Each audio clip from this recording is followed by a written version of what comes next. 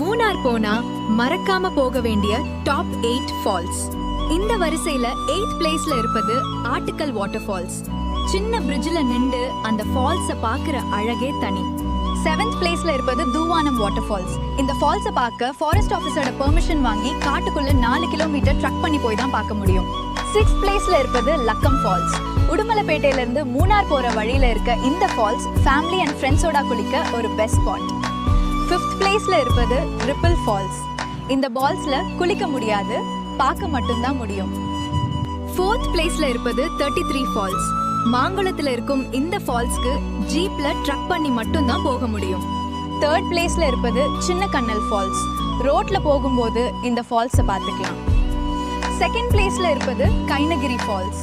இந்த ஃபால்ஸ்ல ஃபேமிலியோட செம்மையா என்ஜாய் பண்ண ஒரு பெஸ்ட் ஸ்பாட்.